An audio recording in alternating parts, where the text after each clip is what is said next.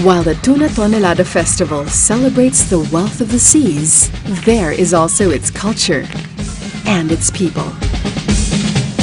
The festive activities offers something for everyone to be involved in. Men, women, children, young and old, Tagalog or Mangyan.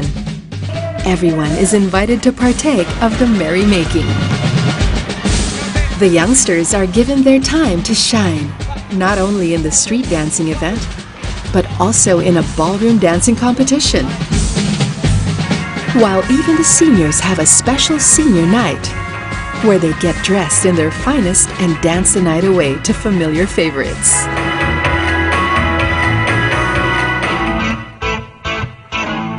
Bancareras, or boat races, are organized for the local fishermen to participate in a favorite pastime, with a chance to win prizes for being the best and fastest of the bunch. Ang pangalan ko ay si Josetan at tubong Mindoro.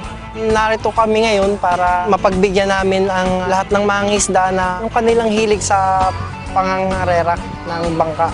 Mga 500 meters ang kanyang metro na triangulo. Isang ikot lang siya para hindi masyadong mano rin ang mga makina ng mga bangka.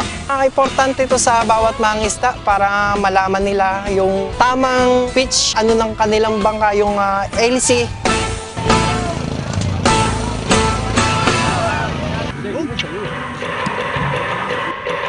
Meanwhile, a special kind of competition is going on to draw out the skills of a very important group of people in Mamburao, the indigenous Mangyan. I'm Colonel Jeff Antonio Tamayo. I'm with the Philippine Olympic Committee.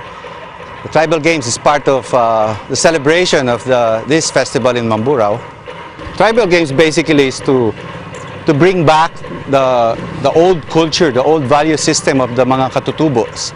Basically, we use the bow and arrow in its different ways.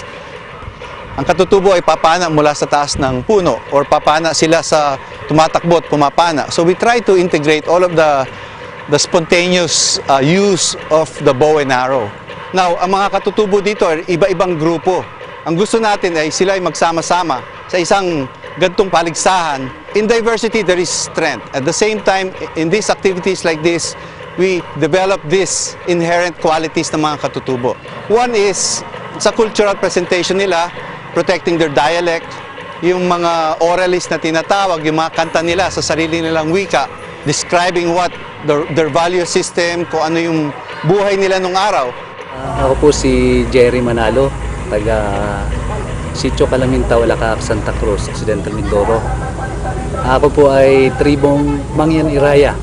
Natutuwa ako at nagkaroon ng mga ganitong activities sa pamamagitan ng mga palarong ito, magkaroon ng subject na yung para sa mga Mangyan dialect, salitang Mangyan, na maituro muli doon sa mga kabataang Mangyan na nagsisipaglaki na hindi na rin marunong magsalita ng katutubo. The Tuna Tonelada Festival is a celebration of all the richness of the Mamburao culture and its people, as well as the abundance of its seas and flourishing landscapes. Once a small town, overshadowed by its more popular neighbors, Mamburao now stands out as the top producer of sustainable quality tuna in the country and for its timeless and refreshing natural beauty.